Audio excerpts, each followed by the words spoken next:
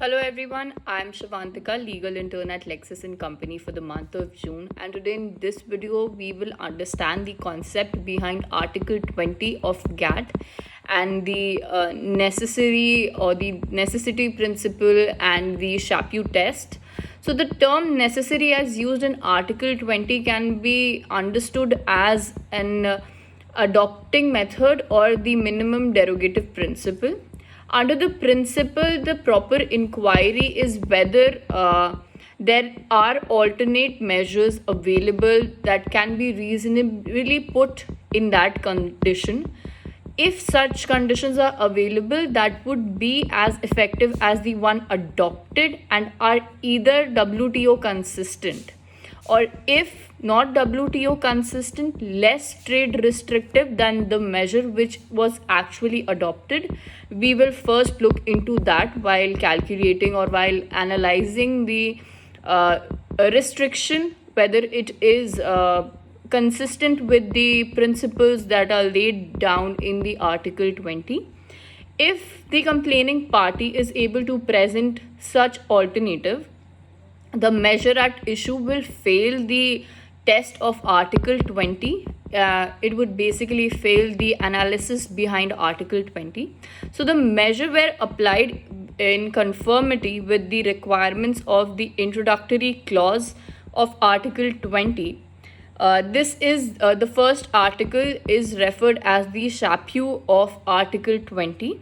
Initially, this is a good faith requirement, and in fact, it is to prevent the abuse of Article 20 exception, as we all know that Article 20 has so basically this is a good faith requirement, and in fact it is basically there to analyze that one is not abusing the exceptions that are mentioned under Article 20, because there are certain exceptions mentioned under Article 20, and one needs to make sure that under what conditions these exceptions can be used. So this test of Shapyu is there so that you can understand whether you are in conformity with Article 20 or not.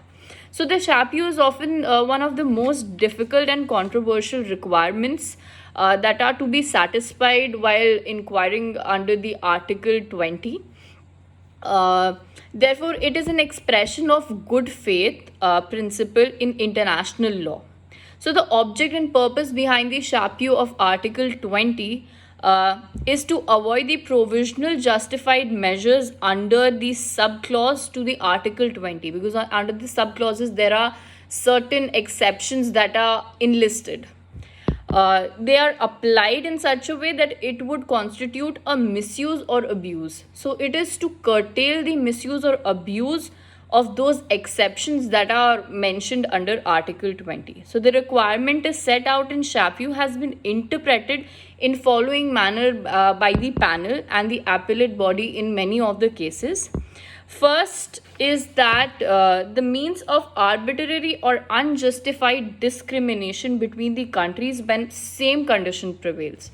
So the very first basic test is that one needs to determine that whether when we are applying it to another country or when we are placing two countries at the same footing, is there any kind of restrictive or any kind of discrimination between the two exactly leveled and two exactly similar conditioned countries? So the appellate body in US Shrimp's case basically outlined that discrimination may result when the same measure is applied to countries where different conditions prevail. So the catch here is when there is a similarity or when the countries are totally are under the same base of conditions, then you cannot claim the exceptions or give a preferential treatment to one country in that situation. When a measure is applied without regard for the differentiation in the conditions between the countries, this means that it is applied in a rigid and inflexible manner. The application of the measure may constitute arbitrary discrimination, because there may arise certain situation where a country needs that exception, or where a country needs that kind of exception to protect itself, to shield itself from any kind of adverse effect on its own citizens. So the measure also is to satisfy the test of unjustified discrimination under Article 20. In US gasoline case, the appellate body dealt with the meaning of unjustifiable discrimination and held that the measure to have satisfied such requirement. The body held that the resulting discrimination from the measure must have been foreseen and was not merely unavoidable.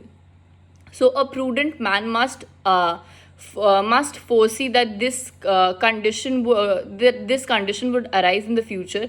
In that situation, when a prudent man himself can determine that this situation might happen in the future, in that case you cannot apply it. The situation must be unforeseen and unavoidable.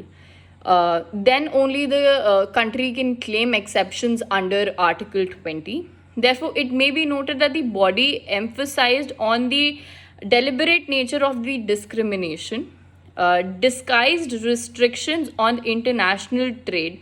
This shall also include any kind of disguised discrimination.